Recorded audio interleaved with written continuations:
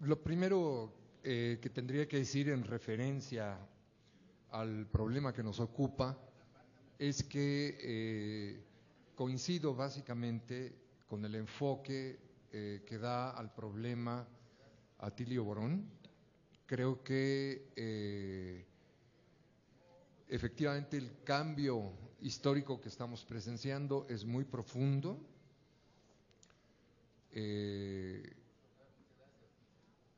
Creo que se está abriendo un giro histórico, quizás el más importante que podremos presenciar en nuestras vidas, los que somos de esta generación.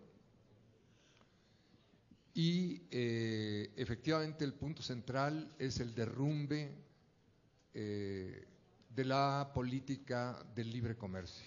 Esto me parece fuera de toda duda. Yo simplemente haría un añadido, un recordatorio.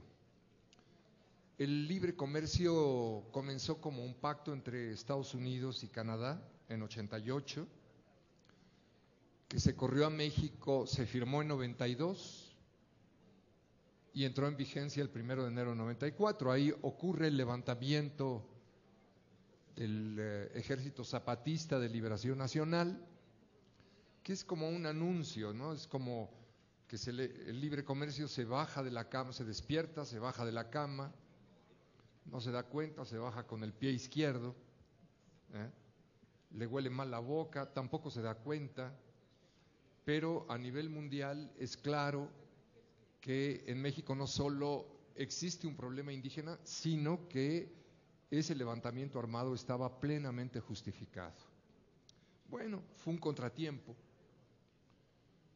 Realmente fue más importante el triunfo electoral de Chávez a fines de los años 90,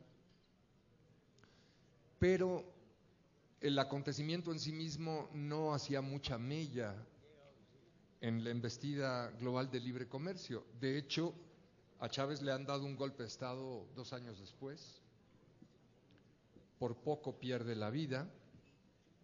El asunto se volvió más serio cuando Lula y Kirchner impulsan el rechazo al ALCA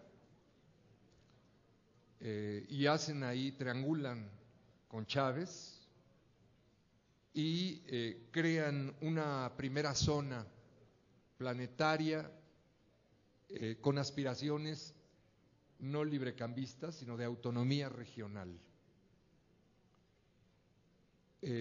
No pone en vilo, no pone contra la pared la política global imperial, pero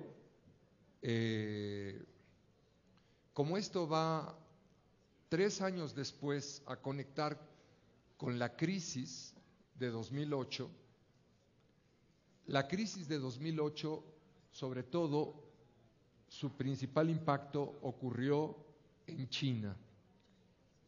Es decir, los chinos vieron los límites de lo que estaban haciendo. Los chinos fueron los principales socios de Estados Unidos para que Estados Unidos impusiera en el planeta las políticas de libre comercio.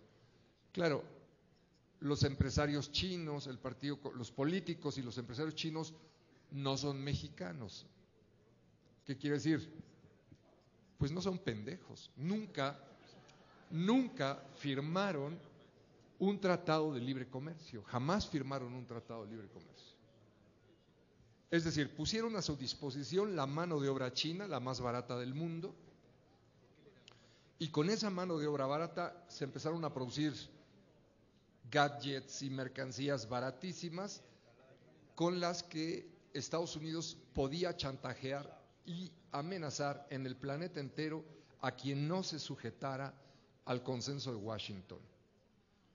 A partir del pacto de Estados Unidos con China, se globaliza, vamos a decir, una ofensiva de superexplotación del trabajo, en el sentido en que usaba la palabra Marx, en el sentido que la usaba Rui Mauro Marini, pagar la fuerza de trabajo por debajo de su valor, que ese es el modelo de acumulación con el que arrancan los chinos, ese es el modelo de acumulación con el que pactan norteamericanos y chinos, y a partir de ahí no hay quien pare esto. Es decir, la caída del salario es planetaria, el ataque a los sindicatos es planetario, a los derechos laborales, la masificación de la esclavitud.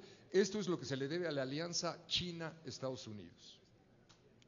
Bueno, para 2008, China tiene en su territorio cientos, si no es que miles, de levantamientos obreros, que claro, no los ventila los medios de comunicación, y miles de levantamientos civiles de afectados ambientales, porque el modelo chino se basa en pagar la fuerza de trabajo por debajo de su valor y en no pagar externalidades ambientales. En eso se basa.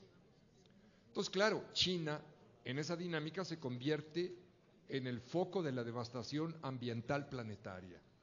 Destrucción de ríos, destrucción de tierras fértiles, es elocuente, la masa de smog que producen 300 ciudades que mueven todo con base en carbón, es una masa de smog que es visible desde los satélites y que por el giro del planeta Tierra forma un arco de smog que llega hasta la costa norteamericana. Este es el tipo de externalidad sobre el que está basado China y que ya para 2008 generaba conflictos internos extraordinariamente graves, que evidentemente los medios de comunicación internacionales no lo ventilaban, porque los medios de comunicación internacionales forman parte nuclear del lobby de capitales que imponen el neoliberalismo. ¿Cuáles son estos capitales? Los capitales deslocalizados. No solo son los que meten todo lo que roban, despojan, etcétera, en los paraísos financieros, en los paraísos fiscales.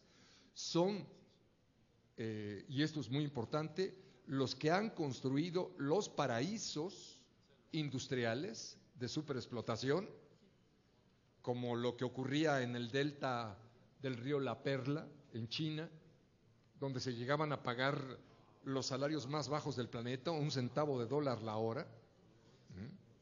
Era increíble lo que ocurría en el delta del río La Perla, o Bangladesh, ¿no? De allá de donde es Amancio Ortega, megamillonario, que es donde operan todas las textileras, super explotando trabajadores de Bangladesh, o en Myanmar, o en Indonesia. Todos estos capitales deslocalizados montaron ahí paraísos industriales de superexplotación y de esclavitud, y eso es lo que hicieron en México. Paraísos industriales, que son lugares en donde la superexplotación se combina con altísimos desarrollos industriales y tecnológicos. México lo volvieron una potencia. México entró dentro del grupo de 4 países claves, receptores de los principales flujos de inversión norteamericana en el planeta. Y México lo han convertido en 12º, 11º, 10º, 8º, actualmente es el 7º país productor de automóviles y el 3er productor mundial de automóviles, y detrás de la producción automotriz han hecho de México el principal productor de televisores, de celulares, de computadoras, de discos duros, de instrumentos médicos, etcétera. Ese capital, para llamarlo de manera muy sencilla, es un capital deslocalizado. Es capital norteamericano, capital asiático, capital europeo, pero que opera no en su territorio. Por eso es que han generado la desindustrialización de los Estados Unidos, y que los excedentes brutales que no tienen comparación con ninguna otra época del capitalismo, esos excedentes no se reinvierten en este esquema que equivocadamente suponíamos, son americanos, se llevan el excedente a Estados Unidos. No se llevaban el excedente a Estados Unidos. Queda claro con la elección, con el triunfo electoral de Trump, que se lo llevaban a los paraísos financieros. a los paraísos fiscales. Entonces crearon paraísos industriales, crearon paraísos comerciales, crearon paraísos ambientales, crearon paraísos fiscales, crearon paraísos turísticos, crearon un tipo de espacialidad que no está bien reconstruida en su integralidad, pero es ese tipo de espacialidad sobre la cual se asienta el libre comercio. Eso es lo que se está terminando, eso es lo que se está desmoronando. El hecho de que Trump alegue como argumento central, ¿no?, más allá de sus rasgos exóticos, neofascistas, ¿no?, más allá de eso, pero que alegue como problema central la desindustrialización de los Estados Unidos, no es un problema secundario. Este es un problema nodal en el modelo de acumulación de capital.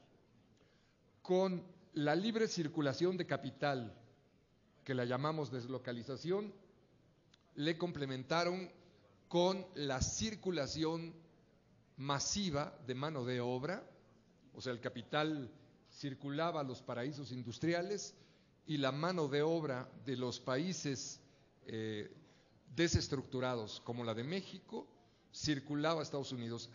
En Estados Unidos actualmente hay 37 millones de mexicanos. Es el flujo migratorio más grande del planeta, 37 millones. Durante el libre comercio migraron de México a Estados Unidos más de 20 millones. En 20 años, 20 millones, 1 millón por año. Pero eso era apenas la entrada. De Centroamérica han migrado a Estados Unidos 15 millones más. Durante la era del libre comercio entraron a Estados Unidos 35 millones. ¿Para qué? Pues la mayor parte entraba de manera criminalizada, o sea, entraban de manera ilegal. No había pacto de libre circulación de la mano de obra, pero había un acuerdo tácito de fomento y organización de estos flujos que organizó justamente el narcotráfico, que organizaron las redes de economía criminal.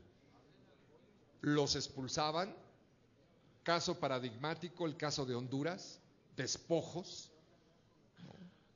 El caso paradigmático en Honduras, la comunidad garífona, despojos de territorios masivos, expulsiones, administración de las expulsiones por medio de las maras, por medio de los cárteles mexicanos, flujos de decenas de millones de trabajadores que entraban de manera criminal a los Estados Unidos y no podían cobrar. El trabajador blanco norteamericano cobró como promedio durante el neoliberalismo $18 la hora. Los negros cobraban $14 la hora. Los latinos, puertorriqueños, cubanos, ¿no?, cobraban $8 la hora. Los mexicanos y centroamericanos, hombres, $4 la hora. Las mujeres, mucho menos. En línea de frontera, ya en México, se pagaba $1 la hora en todas las regiones maquiladoras del norte de México. En el interior de México, en las zonas de maquila indígena, se pagaban 45 centavos de dólar. En Centroamérica se pagaban 20, 25 centavos de dólar. Era una administración perfecta de superexplotación y de estos paraísos que originalmente fueron maquiladores, pero que con el paso del tiempo se fueron volviendo centros de gran industria, OEMs, es decir, centros productores de cualquier producto industrial, concentrados en industria automotriz y que terminaron emplazando en el estado de Querétaro, en Chihuahua, en Baja California, una industria aeroespacial. Estados Unidos empezó a deslocalizar su industria aeroespacial en México. Hoy está en auge en el estado de Querétaro. Esto es muy importante. Esto es muy importante. Esto es a lo que Trump está diciendo no. Se acabó este modelo. Entonces, claro, si Trump tiene éxito y no le aplican el impeachment, porque eso está por verse, ¿no? La moneda está en el aire, pero si tiene éxito, numerosísimas ciudades de México, la región del Bajío, Saltillo, Hermosillo, todas las regiones donde está la gran industria, Tijuana, se van a convertir en las nuevas Detroit, en ciudades fantasma. Si tiene éxito, viene una relocalización de la industria. Entonces, bueno, México por eso rompió la unidad, las tentativas de unidad latinoamericana que maduraban en América del Sur, empezó contraviniendo su tradición histórica de décadas, comenzó a jugar como el esquirol de toda la unidad latinoamericana, a jugar un papel siniestro en referencia a América Latina, promoviendo el ALCA. No logró imponer el ALCA, extender el Tratado Libre, el Telecán hacia el ALCA, sí se extendió a Centroamérica como CAFTA, y bueno, pues, ¿qué recordamos cuando Vicente Fox corre a Fidel Castro? ¿Qué recordamos? O sea, ha jugado un papel absolutamente vergonzoso para la historia de América Latina. ¿Por qué? Porque toda su apuesta era el capital deslocalizado. Los empresarios mexicanos fueron absolutamente transformados de una masa de cientos de miles de burgueses, de empresarios, una pirámide, vamos a decir, con estas características, fue absolutamente verticalizada. Se construyó una élite de 300 empresarios que se volvieron de los más poderosos del mundo, pero al precio de sacrificar masivamente a la mayor parte de la burguesía mexicana. La deshicieron, la desintegraron. Esa burguesía apostó todo por el libre comercio, y esa burguesía, a nombre del libre comercio, destruyó en México la vieja industria de la sustitución de importaciones que tardamos 100 años en construir. La destruyeron, la pulverizaron. ¿Qué más hicieron? Destruyeron el medio ambiente. México hoy compite con China en materia de devastación ambiental. Destruyeron la soberanía demográfica. Nos volvimos el país principalmente exportador de mano de obra. Destruyeron el comercio local. Destruyeron el sistema financiero local. Destruyeron las condiciones del consumo local, destruyeron la educación, destruyeron la salud, destruyeron todas las fuerzas productivas locales, las pulverizaron, y en su lugar que dejaron una poderosísima industria que no es mexicana, que es totalmente estadounidense, totalmente canadiense, que es gran industria. Miren, somos grandes productores y exportadores de autos. No hay fábricas mexicanas. Incluso las maquiladoras y las productoras de autopartes son en su mayor parte norteamericanas. Cada automóvil que se produce, se discute mucho en la huella de agua en ecología, cada automóvil que se produce implica el consumo en escenario bajo de 300,000 litros de agua, en escenario medio 500,000 de litros de agua, en escenario alto 1,000,000 de litros de agua. Entonces, la industria automotriz que ocurre en México impuso una importación siderúrgica extraordinaria. México es el país con más importaciones siderúrgicas del planeta, y un consumo irracional y destructivo del agua. Por eso hoy el 95% de los ríos de México están completamente destruidos, completamente contaminados. Se vive un desastre ambiental extraordinario, ¿no? Este es el resultado del libre comercio. Es una destrucción de todas las soberanías inimaginables. Bien, eso es el capital deslocalizado, eso es lo que hacían en China, y es cuando estalla la crisis de 2008 y empieza todas las revoluciones de la primavera en el Mediterráneo, los chinos dicen, ah caray, seguimos con este modelito y se nos viene la balcanización de China por el descontento.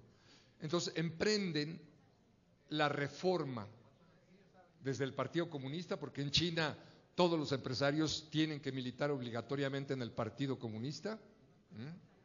Entonces planean de 2008 a 2012 el 18 Congreso, y el 18 Congreso decreta en China, en 2012 se termina la devastación del medio ambiente, los empresarios que persistan, pena de muerte, se termina la superexplotación. Actualmente el salario en China ya está en el nivel de Portugal.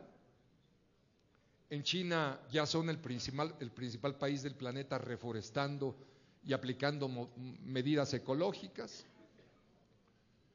Se termina la corrupción, 250,000 funcionarios en prisión y los persiguen por todo el planeta.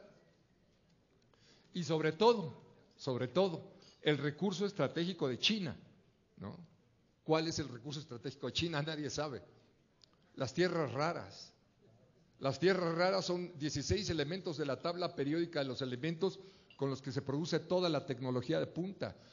Bueno, China tiene el 90% de las tierras raras.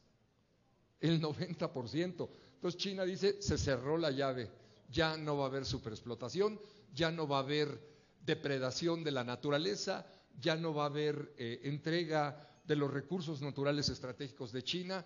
Estados Unidos demanda a China en la OMC, la OMC apoya a Estados Unidos y China les contesta, sí, ahorita les damos las tierras raras, ¿cómo no?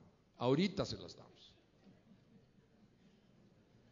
Japón ya está buscando tierras raras a 4,000 metros de profundidad en el Océano Pacífico. Esto es, digamos, una acción muy importante, es decir, que China dice, vamos a reconstruir el mercado interno. Reconstruir el mercado interno significa asumir la reproducción de la mano de obra, asumir la reproducción de la naturaleza, asumir la soberanía.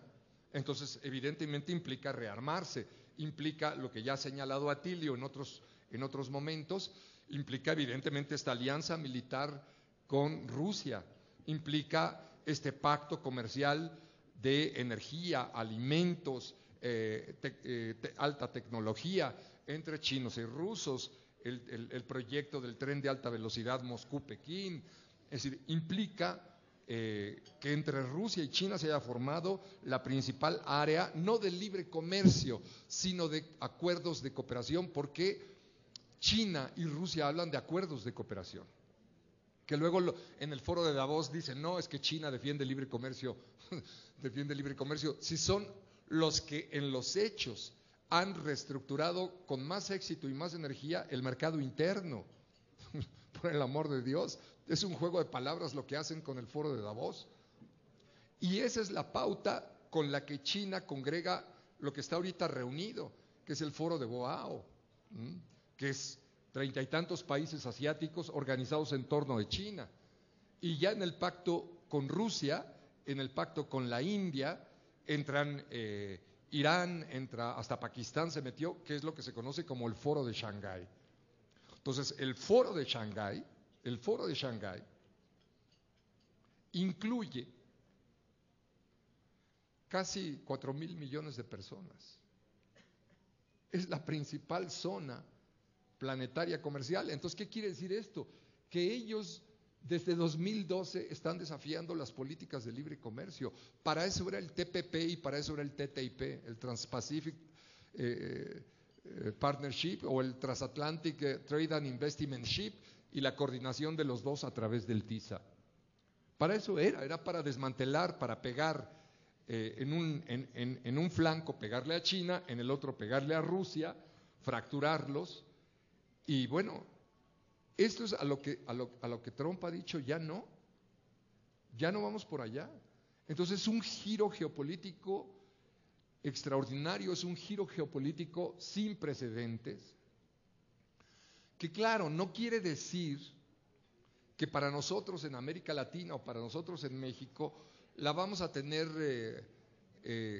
regalada. Es decir, quiere decir que se van a reindustrializar. Yo no me apresuraría a decir, digamos, que Estados Unidos ya va cayendo en declive irrefrenable al abismo de la pérdida de hegemonía. Yo esto lo vengo debatiendo hace muchos años.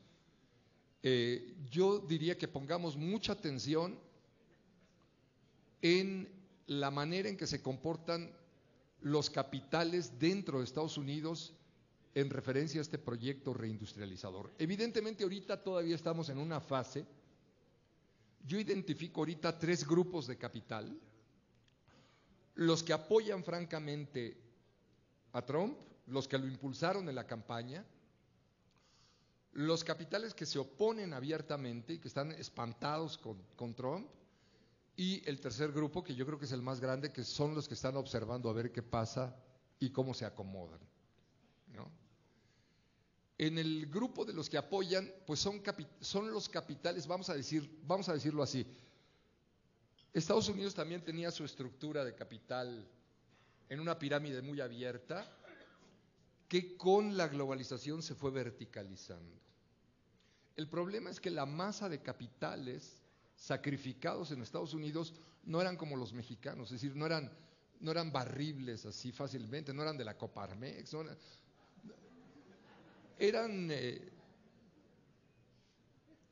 o sea, Trump forma parte de esos capitales. Él dice, no, es un megamillonario. No es un megamillonario, es un hombre que tiene $3,000 millones, por el amor de Dios. Los grandes tienen 80,000 y las empresas 200,000, 300,000, 400,000 millones de dólares. Tener $3,000 millones como toda tu empresa no es mucho, formas, vamos a decir, parte del piso de los billonarios. Pero millonarios son miles. Esos son los que se insurreccionaron, esos son los que están en el cuerpo de todos los empresarios que meten su gabinete Trump inicialmente. Los productores de hamburguesas, de tiendas de comida rápida, de infraestructuras, de construcción, ellos están con Trump, ¿no? Bien, me voy acercando al tiempo. Bien,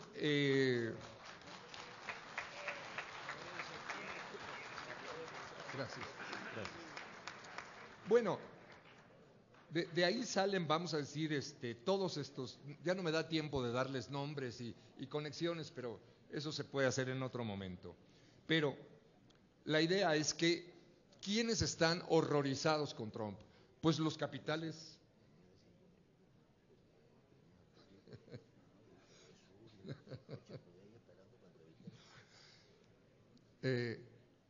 ¿Quiénes están en contra? Los deslocalizados. O sea, la industria automotriz, Ford, General Motors, Chrysler, todos los que hicieron su paraíso industrial en México, en China, en fin, los de la industria aeroespacial, por supuesto, todos esos, los de la industria textil, ¿no? Todos los que se hincharon y se retacaron la barriga, quedaron como Carstens, ¿no? O sea, todos los que se retacaron de super ganancias con base a la superexplotación del trabajo. Esos son los que están atacando a Trump, esos son los capitales que estaban detrás de Hillary Clinton. Ahora, ¿quiénes están observando? Bueno, Bill Gates, ni bien gana Trump, dice, no, bueno, pues hace unas declaraciones muy interesantes. No, pues si Trump va a encabezar el gran cambio tecnológico, pues suena muy interesante, ¿no? Luego, todo el sector del Valle del Silicón se ha confrontado con Trump por la prohibición migratoria de musulmanes, porque esa mano de obra era muy importante. Pero Tesla, este empresario de vanguardia tan importante en Estados Unidos, pues se sumó a la protesta, pero sigue figurando en el cuerpo de asesores fundamental industrial de Trump. El complejo Tesla es hoy en día lo que más desafía a la industria automotriz, porque mantiene en pie la industria automotriz, pero con base eléctrica, pero desafía el consumo de gasolina. Elon Musk, que es el dueño de esta empresa, que está en el cuerpo central de asesores de Trump, él no necesitó que Trump lo llamara para invertir en Estados Unidos, él ya lo hacía desde antes, por eso es muy empático con Donald Trump, forma parte de este consejo asesor. ¿Y qué más les tengo que decir? Bueno, él es un sudafricano que migra a los Estados Unidos y que en torno de este complejo vehicular desarrolla industria biotecnológica. Él es el impulsor del complejo industrial PayPal, la mayor empresa de pagos del mundo. Es dueño de Tesla Motors, motores eléctricos, pero es el dueño de SpaceX, productora de vehículos espaciales ligados a la Estación Espacial Internacional. Es el que logró que los cohetes que regresan del espacio puedan aterrizar verticalmente. Esto es Tesla, ¿no? Es altísima tecnología aeroespacial. Es el diseñador de Hyperloop, de Open, de inteligencia artificial. Ha desarrollado SolarCity, la mayor empresa proveedora de sistemas de energía solar en los Estados Unidos. Powerwall, Powerpack, el paquete de baterías y de iones de litio usados como respaldo en la red eléctrica de todo el domicilio, y de la empresa biotecnológica Helicon Molecular. Es decir, ver en Donald Trump un fanático tientamujeres, miren, eso está bien para el noticiero de Carmen Aristegui, pero para un análisis de izquierda no está bien. Hay que hacer un análisis, regresando a Marx, cómo se ubica en referencia al capital industrial, en referencia al capital comercial, en referencia al capital bancario, en referencia al capital financiero, cómo se ubica territorialmente, cómo avanza ese conflicto en la reorganización del proceso de acumulación. Eso tiene mucho sentido racional para hacer análisis duros y de fondo respecto de lo que está ocurriendo en Estados Unidos. Lo otro, pues es amarillismo, vende mucho, pero en realidad hace falta mucho análisis para saber qué va a pasar. Claro, para México, y concluyo, para México, yo coincido con Atilio Borón, para toda América Latina, es una gran amenaza y es una oportunidad, es un momento único, es un momento ambiguo. O sea, Cedillo ya se bajó del libre comercio. Pues por eso apuesta por López Obrador, pone sus canicas con López Obrador. Y la reacción de Carlos Salinas en contra de Cedillo, pues es más que transparente. Él es del bloque de los mafiosos deslocalizados. Entonces, lo que está ocurriendo ahorita le está quebrando la columna vertebral al poder en México. Y estamos viendo un giro político sin precedentes. Bueno, pues ya antier o ayer es que ha salido la banca a decir no, pues si queda López Obrador no hay ningún problema. Pues claro, es que lo que se viene en México es la reconstrucción del mercado interno. ¿Cómo van a reconstruir el mercado interno cuando lo llenaron todo de industrias deslocalizadas? ¿Para qué sirve toda la industria automotriz deslocalizada en manos de transnacionales en el momento de reconstruir la industria nacional? Es un desafío muy parecido, pero en escala monstruo, a lo que ocurrió en 1938 cuando Lázaro Cárdenas nacionaliza la industria petrolera y los ingenieros mexicanos se lanzan al dominio de la tecnología petrolera, volaban los laboratorios y los ingenieros mexicanos no entregaban la plaza hasta que dominaron y se construyó Pemex. Es una construcción histórica heroica. Ese es el desafío que se nos viene en México. Cómo las masas de cientos de miles de ingenieros mexicanos pueden reconstruir la planta industrial nacional. Ese es el desafío que tiene enfrente, el pequeño desafío que tiene enfrente López Obrador. Gracias.